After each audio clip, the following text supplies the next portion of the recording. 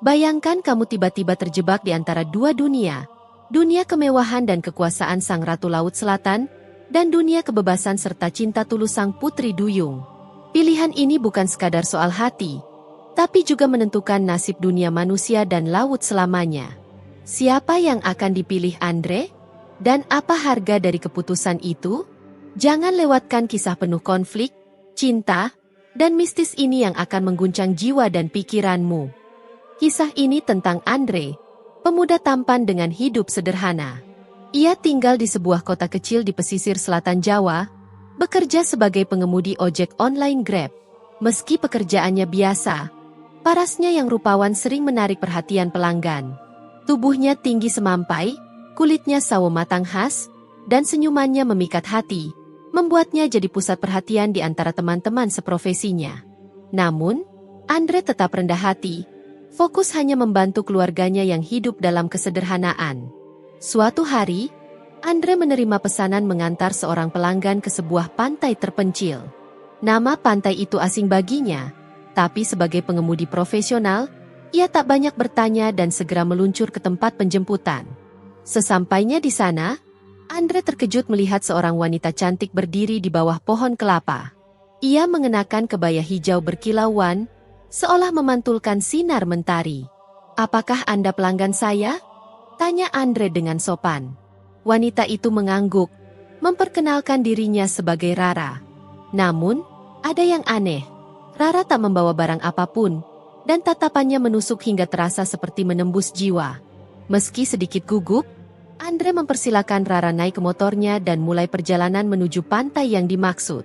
Di sepanjang jalan, Andre mencoba mengobrol, mengusir rasa canggung. Tapi Rara hanya tersenyum, diam tanpa banyak bicara. Saat mereka tiba, pantai itu begitu sunyi.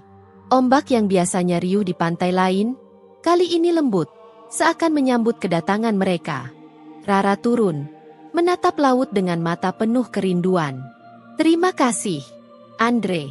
Aku punya hadiah untukmu," katanya dengan senyum misterius. Andre terkejut mendengar namanya disebut, padahal ia belum sempat memperkenalkan diri. Sebelum ia sempat bertanya, Rara melemparkan sesuatu ke laut. Dari kejauhan, muncul sosok wanita lain berenang dengan kecepatan luar biasa. Tubuhnya memancarkan kecantikan tak manusiawi.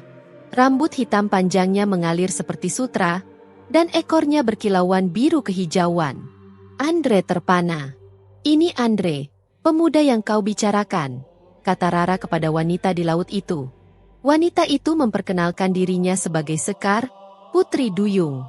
Mata Andre penuh kebingungan, bergantian memandang Rara dan Sekar. Rara tersenyum puas, lalu anggun melangkah ke air. Kebaya hijaunya berubah menjadi kain sutra yang berkibar diterpa angin. Andre mulai sadar, Rara bukan manusia biasa. "Siapa kalian? Apa yang kalian inginkan dariku?" tanyanya dengan suara gemetar. Rara menoleh dengan tatapan tajam. "Aku adalah Nyi Roro Kidul, penguasa Laut Selatan.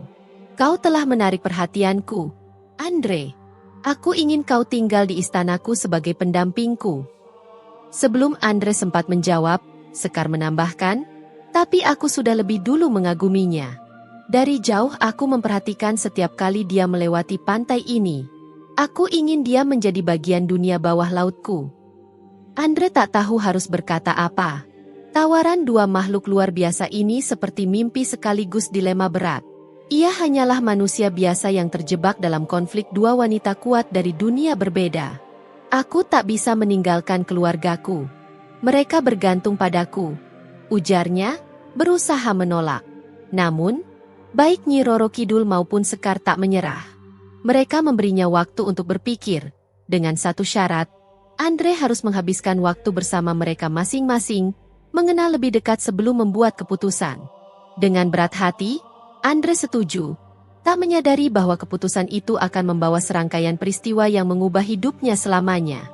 Perjalanan dimulai dengan Nyi Roro Kidul yang membawanya ke istana megah di dasar Laut Selatan. Sekejap, Andre merasa seperti raja. Istana itu berkilauan dengan cahaya zamrud, dihuni makhluk laut yang melayani Nyi Roro Kidul dengan hormat. "Aku ingin menunjukkan keindahan kerajaanku," ujar Nyi Roro Kidul dengan suara lembut namun berwibawa.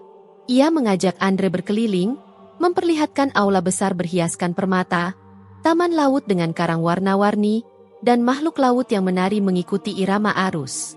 Selama beberapa hari, Andre merasakan kehidupan yang benar-benar berbeda dari segala yang pernah ia alami. Namun, di balik keindahan yang memukau itu, ada sesuatu yang mengganjal di hatinya. Nyi Roro Kidul, meskipun baik dan penuh perhatian, memiliki aura yang membuat Andre merasa tertekan. Di tengah perjalanan di istana bawah laut, Andre menyadari dirinya selalu diawasi. Para pelayan dan makhluk laut lain kerap menatapnya dengan rasa ingin tahu yang intens, seolah-olah dia adalah makhluk asing yang tak seharusnya berada di sana. Saat Andre mencoba bertanya kepada Nyi Roro Kidul tentang hal ini, wanita itu hanya tersenyum dan berkata, "Mereka terpesona olehmu, Andre. Kau istimewa." Namun, semakin lama, Andre merasa kebebasannya terkungkung. Setiap langkahnya diawasi, setiap keinginannya selalu dipenuhi bahkan sebelum ia mengungkapkannya. Ia mulai merasa seperti burung dalam sangkar emas. Setelah beberapa hari, giliran Sekar, sang putri duyung, yang menunjukkan dunianya kepada Andre. Ia membawa Andre menyelam lebih dalam ke laut, ke sebuah gua tersembunyi tempat tinggalnya. Berbeda dengan kemegahan istana Nyi Roro Kidul, tempat Sekar sederhana tapi penuh kehangatan. Dinding gua dihiasi cangkang kerang bercahaya, dan arus hangat membuat suasana nyaman. "Aku tak punya istana seperti Nyi Roro Kidul," kata Sekar dengan nada rendah hati, "tapi aku ingin kau merasakan kehidupan sederhana yang penuh kebebasan." Bersama Sekar, Andre merasakan sesuatu yang berbeda. Tak ada tekanan, tak ada kemewahan berlebihan. Sekar mengajaknya menjelajahi laut, bermain dengan ikan-ikan kecil, menikmati keindahan alam bawah laut. Ia diperlakukan seperti teman, bukan seperti raja. Namun di balik keceriaan itu, Sekar juga menunjukkan kerentanannya. "Aku sudah lama mengagumimu, Andre. Setiap kali kau melewati pantai ini, aku mengamatimu dari jauh. Tapi aku tahu aku bukan tandingan Nyi Roro Kidul. Dia terlalu kuat, terlalu berkuasa." Andre terdiam, bingung harus berkata apa. Ia merasa Sekar lebih tulus. Namun kekuatan dan pengaruh Nyi Roro Kidul membuatnya ragu. Hari-hari berlalu, dan Andre mulai merasa terjebak di antara dua dunia. Di satu sisi, Nyi Roro Kidul menawarkan kemewahan dan kekuasaan. Di sisi lain, Sekar memberi kebebasan dan kehangatan. Keduanya cantik dan memikat, tapi dengan cara yang berbeda. Di tengah kebimbangannya, Andre memutuskan berbicara terbuka kepada mereka. Ia mengajak Nyi Roro Kidul dan Sekar berkumpul di pantai tempat mereka pertama kali bertemu. "Aku tak bisa membuat keputusan sekarang," ucap Andre jujur. "Aku hanya manusia biasa. Aku tak pantas untuk kalian yang berasal dari dunia berbeda." Namun, jawaban itu tak memuaskan keduanya. Nyi Roro Kidul tersenyum tipis, tapi matanya menyimpan kilatan amarah. Sekar tampak terluka, tapi mencoba mengerti. "Kalau begitu, kami akan memberimu waktu lebih lama," kata Nyi Roro Kidul. "Tapi ingat, aku tak suka menunggu terlalu lama." Sekar hanya mengangguk. Air matanya bercampur dengan ombak yang menghempas pantai. Andre merasa bersalah, tapi ia tahu keputusannya tak bisa terburu-buru. Apapun yang dipilihnya akan mengubah hidupnya selamanya. Namun, tanpa ia sadari, konflik ini bukan hanya tentang dirinya. Ada ketegangan lama antara Nyi Roro Kidul dan Sekar, persaingan yang kembali mencuat karena kehadirannya. Ini bukan hanya soal cinta, tapi juga kehormatan dan kekuasaan. Malam itu, suasana pantai menjadi tegang. Ombak bergulung lebih keras, seolah memberi peringatan akan badai yang akan datang. Andre tak bisa tidur. Pikirannya kacau oleh rasa bersalah, kebingungan, dan ketakutan. Ia berjalan menyusuri pantai, berharap menemukan ketenangan. Namun ketenangan itu tak bertahan lama. Dari kejauhan, dua sosok muncul, Nyi Roro Kidul dan Sekar. Mereka tampak anggun, tapi ketegangan di antara mereka sangat nyata. "Bahkan aku sudah cukup bersabar." Suara Nyi Roro Kidul bergema seperti gemuruh ombak. "Aku penguasa Laut Selatan. Tak ada yang berhak menentangku, bahkan kau." Sekar tidak mundur. Meski tubuhnya kecil dan auranya tak sekuat Nyi Roro Kidul, ia berdiri tegak. Aku menghormatimu, Nyi Roro Kidul. Tapi ini bukan soal kekuasaan. Andre berhak memilih siapa yang ia inginkan. Aku hanya ingin kejujuran dan kebebasan mencintainya. Kata-kata Sekar membuat Nyi Roro Kidul tersenyum sinis. Kejujuran dan kebebasan hanyalah ilusi. Dunia ini tidak pernah adil. Kau tak akan memberinya kehidupan layak. Andre, yang awalnya hanya menjadi penonton, akhirnya memberanikan diri. Hentikan. Ini tak perlu. Aku tak mau ada pertarungan di antara kalian. Namun permohonannya tak dihiraukan. Nyi Roro Kidul menggerakkan tangan, menciptakan pusaran air besar di laut. Jika kau tak mau memilih, aku akan memaksamu, ancamnya. Sekar pun melompat ke air, memanggil makhluk-makhluk laut, ikan besar, ubur-ubur bercahaya, bahkan paus. Semuanya siap berperang demi melindunginya. Pertarungan pun dimulai. Ombak besar menghantam pantai. Suara gemuruh mengguncang malam. Nyi Roro Kidul mengendalikan arus laut dengan kekuatan luar biasa, menciptakan pusaran yang hampir menyeret Sekar. Namun Sekar gesit menghindar dan melawan. Andre hanya bisa menyaksikan dengan ketakutan. Ia tak pernah membayangkan menjadi penyebab konflik sebesar ini, tapi ia tahu ia harus bertindak.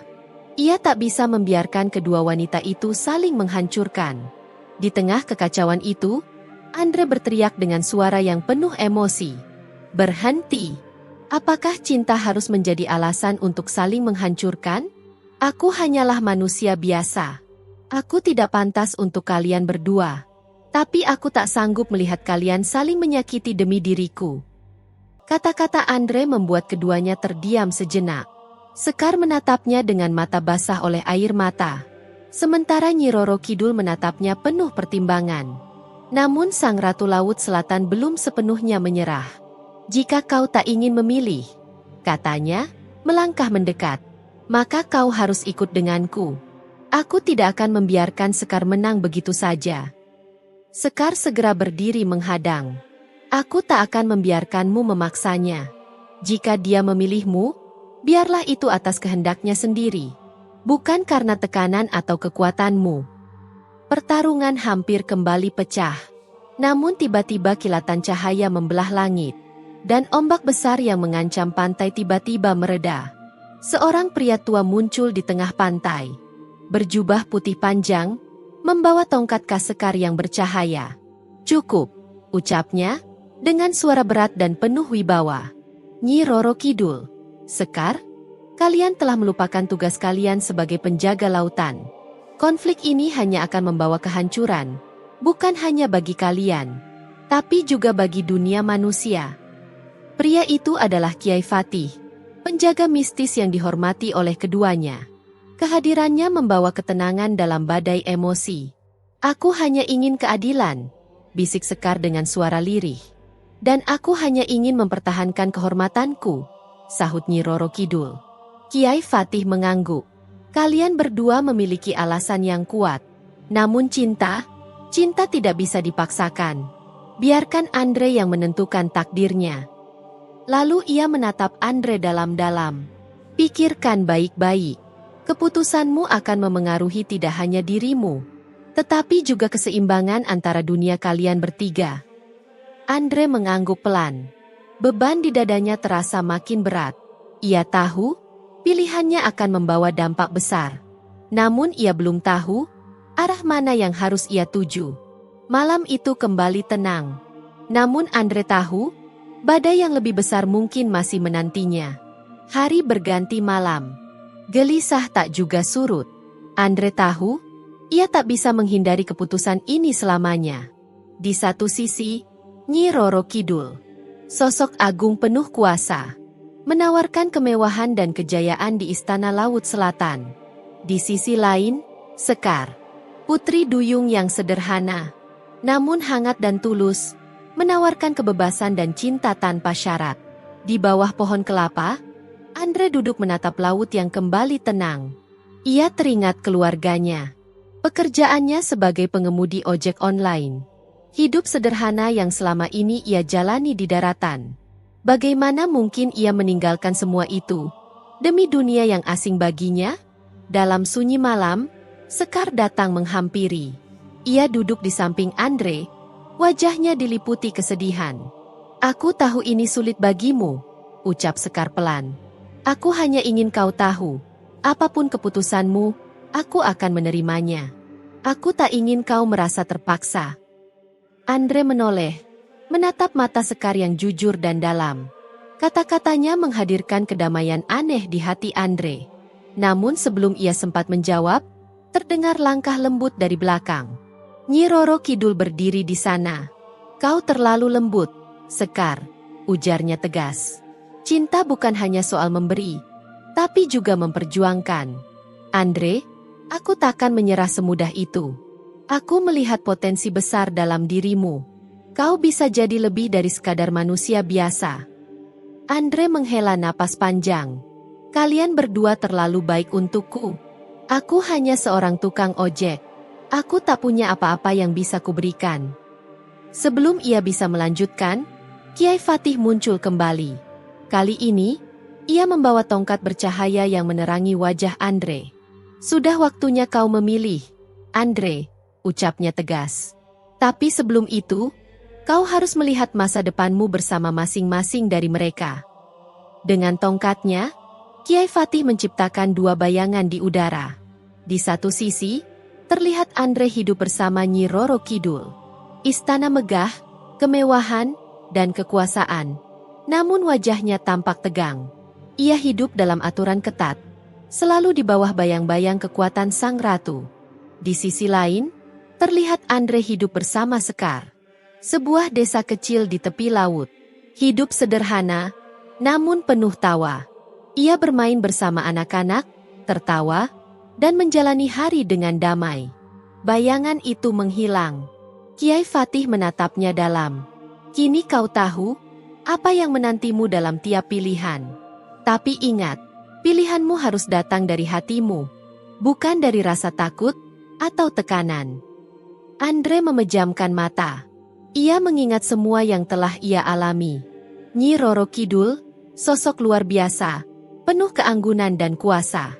Namun hidup bersamanya terasa seperti penjara emas. Sekar, cinta yang sederhana, namun tulus.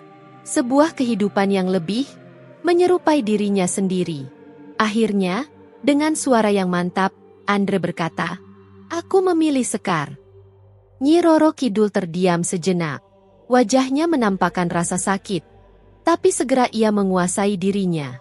"Keputusanmu sudah dibuat," katanya dengan nada datar. "Aku berharap kau tidak menyesalinya." Sekar yang mendengar keputusan itu tak mampu menahan air matanya. Namun kali ini, air mata itu adalah air mata kebahagiaan. "Terima kasih, Andre," ucapnya dengan suara bergetar. "Aku berjanji akan membuatmu bahagia." Kiai Fatih tersenyum tipis. Keputusan ini akan membawa keseimbangan baru antara dunia manusia dan dunia laut. Tapi ingat, Andre, hidupmu akan berubah selamanya. Kau tak bisa kembali ke kehidupan lamamu. Andre mengangguk, sadar akan risiko itu, tapi hatinya sudah mantap memilih. Nyi Roro Kidul memandang mereka untuk terakhir kali. "Aku harap kalian bahagia," katanya sebelum kembali menyelam ke laut, diiringi ombak besar yang seolah menjadi tanda perpisahan. Kini, Andre dan Sekar memulai kehidupan baru di sebuah desa kecil dekat pantai. Andre berhenti menjadi pengemudi ojek online dan mulai bekerja sebagai nelayan. Sedangkan Sekar, meski tetap tinggal di laut, sering muncul untuk menemaninya. Mereka menjalani hidup sederhana, namun penuh cinta dan kebahagiaan. Namun jauh di Laut Selatan, Nyi Roro Kidul kembali ke istananya. Meski kecewa, ia tetap menjaga martabatnya sebagai penguasa laut. "Cinta tidak selalu berarti memiliki," katanya pada dirinya sendiri. "Kadang melepaskan adalah bentuk cinta yang paling tulus." Dengan itu, keseimbangan antara dunia manusia dan dunia laut pun terjaga. Terima kasih telah menonton. Dan jangan lupa untuk mendukung saluran ini dengan menekan tombol subscribe, like dan share video ini, agar semakin banyak orang yang bisa menikmati cerita-cerita menarik lainnya. Sampai jumpa di cerita berikutnya.